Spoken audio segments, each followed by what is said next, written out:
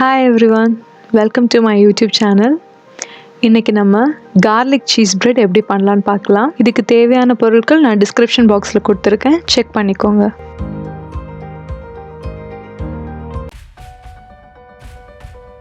சின்னதா கட் பண்ண பூண்டு 2 டேபிள்ஸ்பூன் சேர்த்துக்கோங்க. 3 டேபிள்ஸ்பூன் பட்டர். நீங்க salted butter யூஸ் பண்ணாலும் பரவாயில்லை. பட்டர் நீங்கள் ஃப்ரிட்ஜில் வச்சுருந்தீங்கன்னா அது ரூம் டெம்பரேச்சர் ஆகிறது வரைக்கும் வெளியில் வச்சுருங்க. இது நல்லா மிக்ஸ் ஆனதும் 1/4 ஸ்பூன் சில்லி ஃப்ளேக்ஸ் ஆட் பண்ணுங்கள். கூடவே 1 டேபிள் ஸ்பூன் பார்ஸ்லி. உங்கள் கிட்ட பார்ஸ்லி இல்லைன்னா நீங்கள் கொரியாண்டர் லீவ்ஸ் கூட ஆட் பண்ணிடலாம், 1 டேபிள் ஸ்பூன்.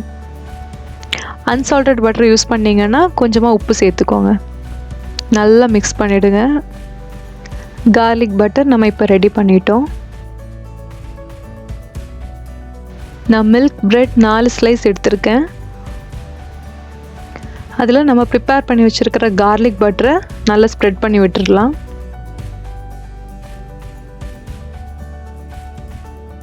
எல்லா ஸ்லைஸ்லேயுமே நீங்கள் ஸ்ப்ரெட் பண்ணிவிடுங்க.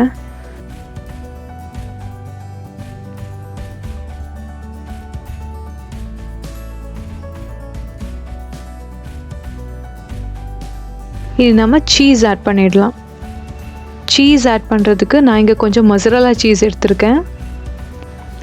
சீஸை நீங்கள் 2 ஸ்லைஸில் கவர் பண்ணிவிடுங்க.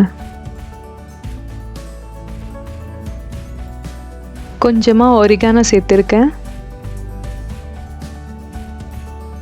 இன்னொரு ஸ்லைஸ் ப்ரெட்டை வச்சு இதை கவர் பண்ணிடலாம். கவர் பண்ணிவிட்டு லைட்டாக ப்ரெஸ் பண்ணி விட்டுருங்க. இதே அடுத்த செட்டுக்கும் பண்ணிவிடுங்க.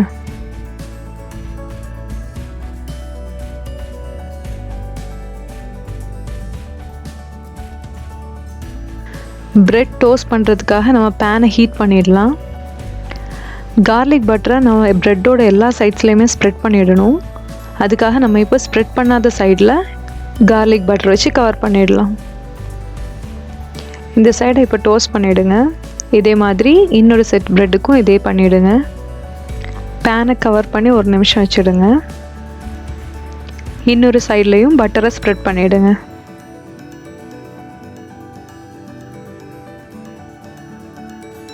இப்போ ஃப்ளிப் பண்ணிடலாம்.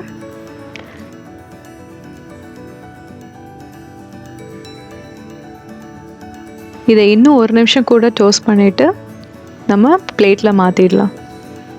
குயிக்காக ஒரு பிரேக்ஃபாஸ்ட் ரெசிபி ரெடி ஆகிடுச்சு.